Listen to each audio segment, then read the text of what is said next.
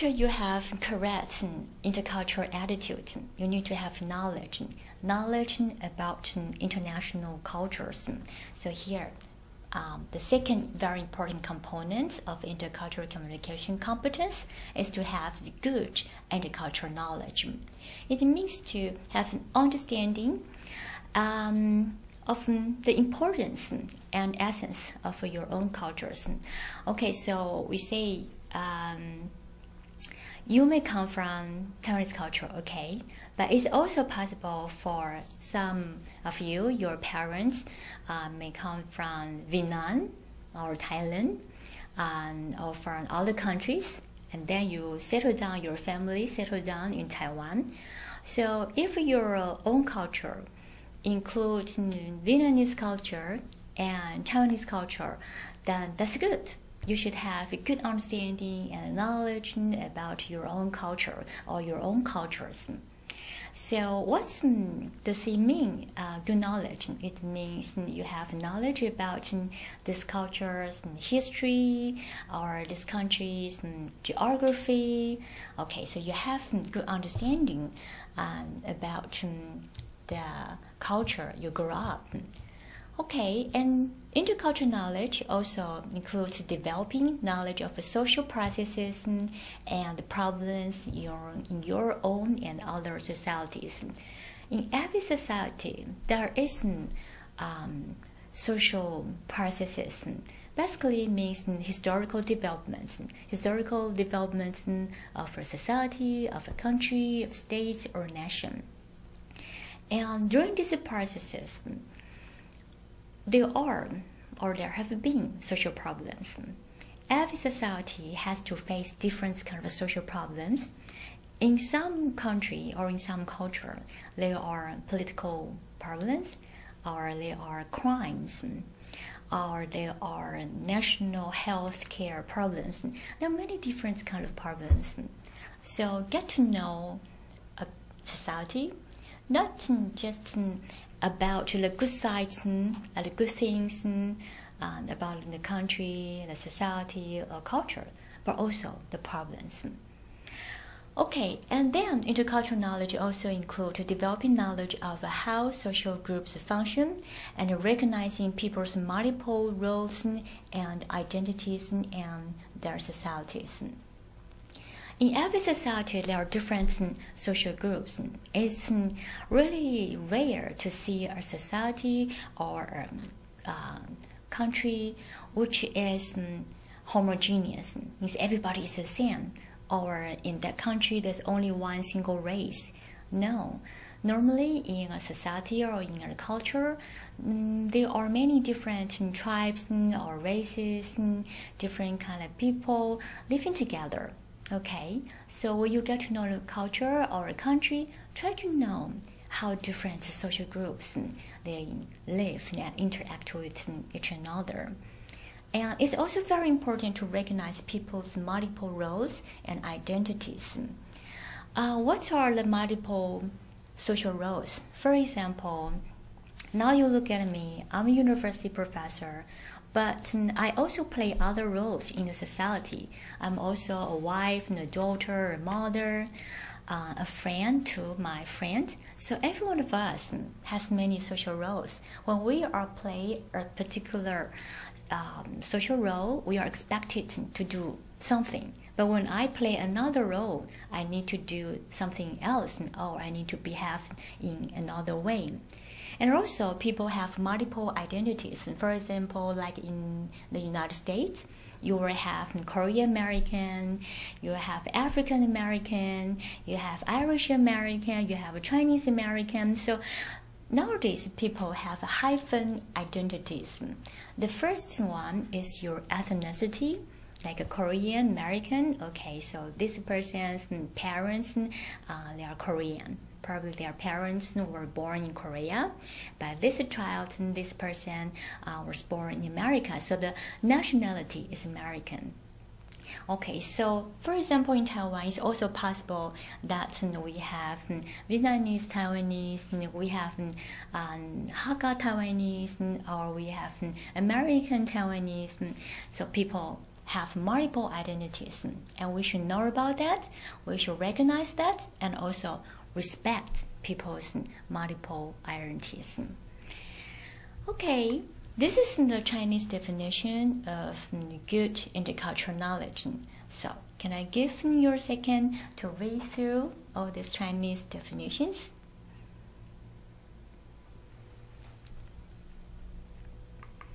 Okay, now let's look at intercultural communication skills, because it's not possible for anyone to know everything about the world and cultures. So even though you have a very good intercultural knowledge, well, every one of us will keep learning something new, and keep learning about this world, and this learning may not have an end.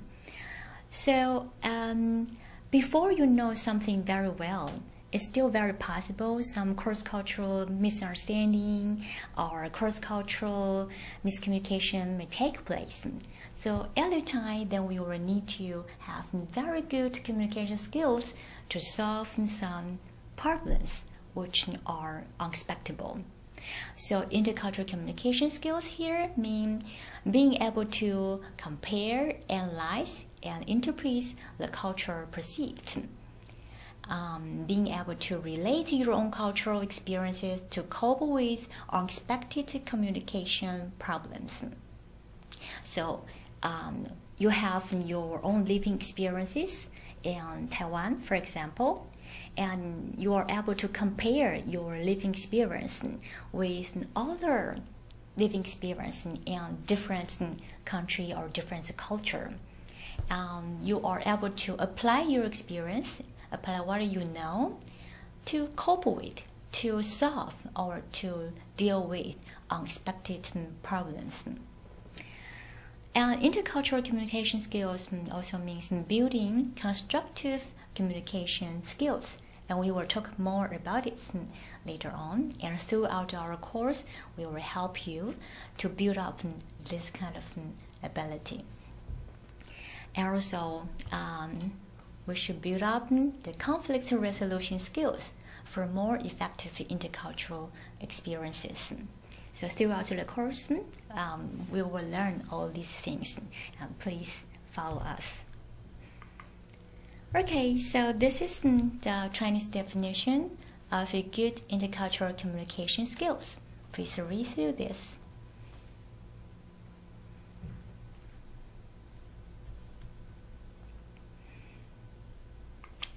Okay, finally, let's look at the last component of intercultural communication competence.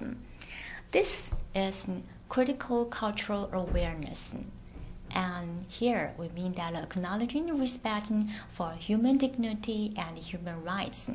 So it means that everyone else, if you have good intercultural communication competence, you are sensitive all the time. You will ask yourself, do I respect the person now in front of me? So we should respect for human dignity and recognize the importance of human rights. So in a very simple way, if you don't other people do something bad thing to you, then you don't do this to others. Respect. Be aware of your own values and how they influence your views of other people's values. So this is also very important. You need to be sensitive. Okay, I think this is the right thing to do. I think this is the wrong thing to do. I think this is a good thing to do. I think that is a bad thing to do. So you have your own judgment of what is good, what is bad, what is right or what's wrong. And we call this kind of judgment or values. Just remember that your values are not necessarily correct or appropriate in other cultures. There are no universal values. So just remember this. Don't impose our values on people from different cultures. Okay, so now please read this part. This is the Chinese definition of critical intercultural awareness.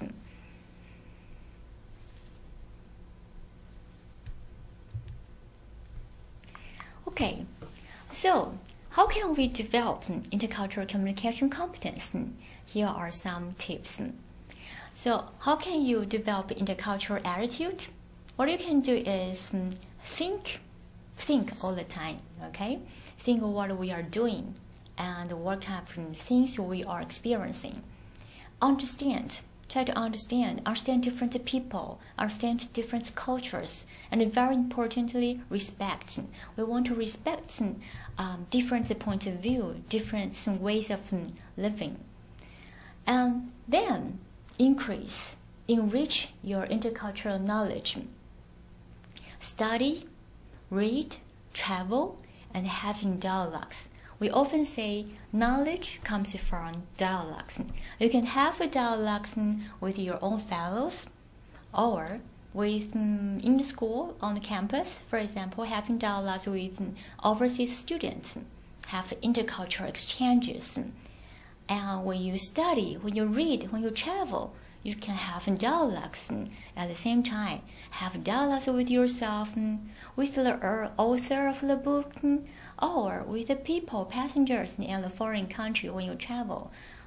All these things are very good, and they can be very helpful to help you to improve your intercultural knowledge.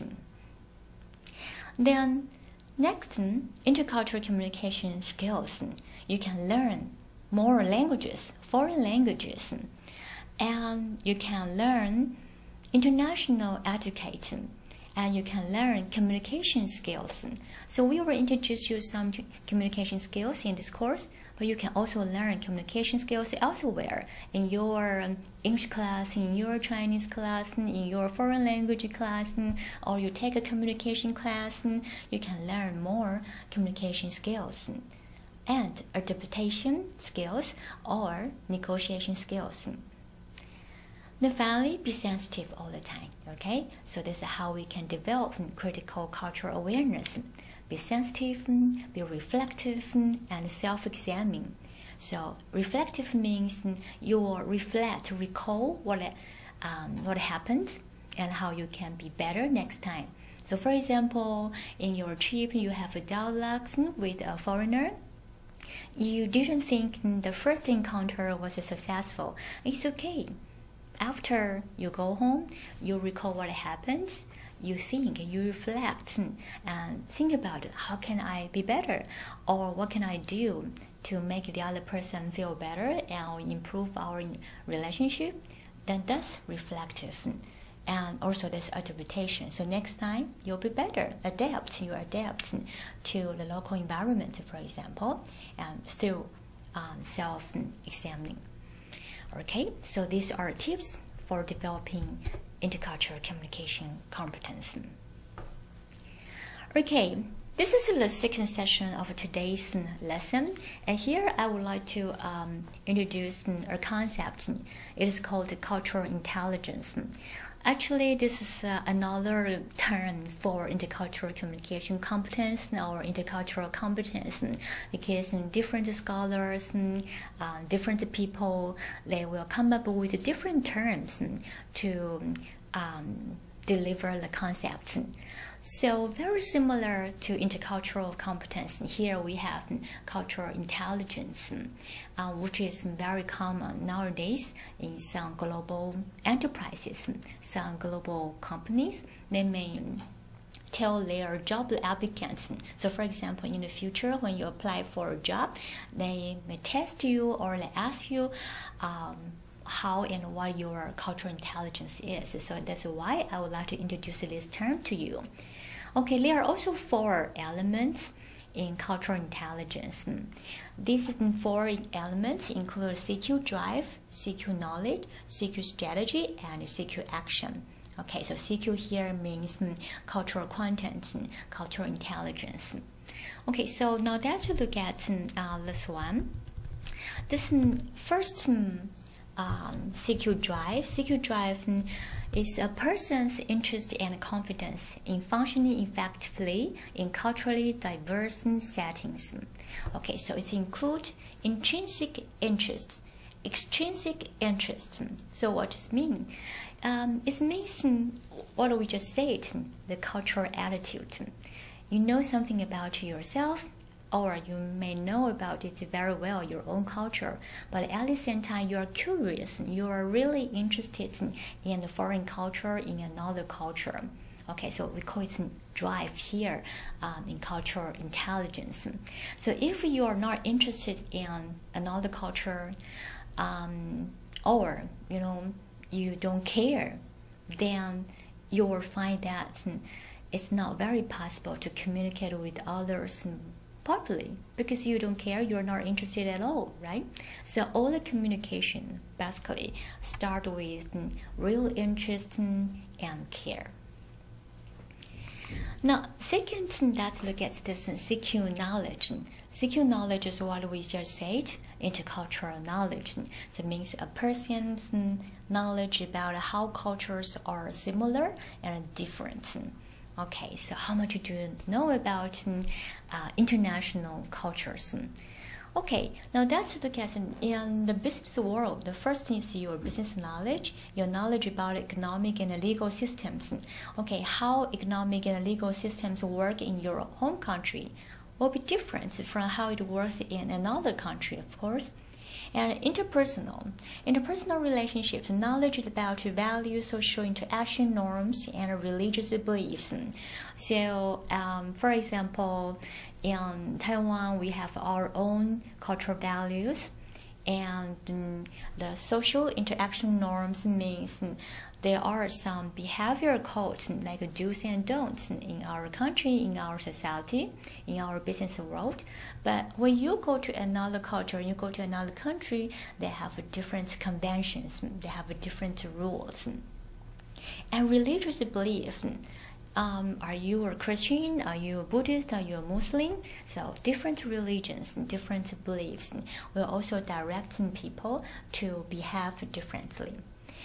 Then your knowledge about social linguistics, knowledge about rules of languages and rules for expressing nonverbal behaviors. Nonverbal behaviors include body language.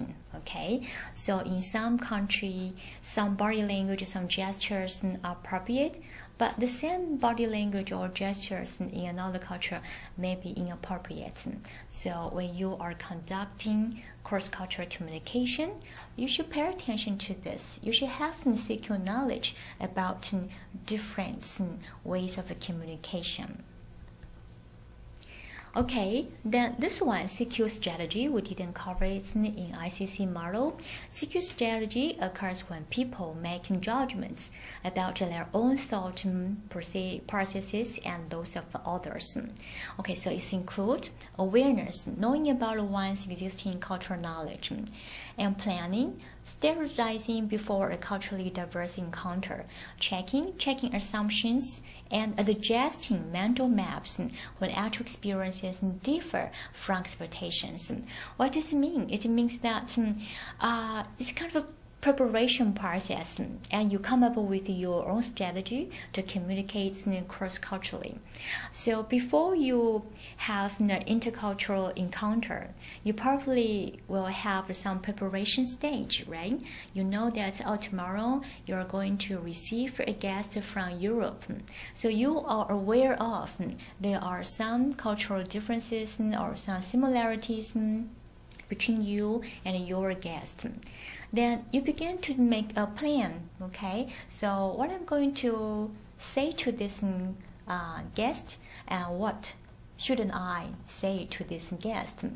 Okay, checking assumptions. You have some assumptions because you study the guest's cultural background a little bit, and then you check whether all these things are true or not, and then you begin to adjust your behaviors, also your mental maps. Mental maps means that in your mind you have assumptions and you have previous understanding of this person's cultural background. They may be right, may be wrong. So you will adjust, revise the incorrect parts and keep the correct parts. So you will adjust your mental maps, and next you will adapt your behavior, including what you say and what you do, to improve the relationship between you and this person. Okay, CQ action. CQ action is a person's capability to adapt to verbal and nonverbal behavior to make it appropriate to diverse cultures. So you have strategy, right? So strategy means something formed in your mind. This is what you think you should do, and then you carry it out, and then you take action. Okay, when you take action to adjust your behavior, then we divide it into two parts, verbal parts and nonverbal part. Okay, let's look at this nonverbal part. You modify your nonverbal behaviors. For example, gestures, facial expressions, your posture, your manners. And verbal parts, you modify verbal behaviors like your accent and like your tone. Okay, so then you can improve this intercultural encounter. Okay, so this is our reference page. If you are interested in further reading, you can consult all these articles or books. This is the end of today's session, and I will see you next time.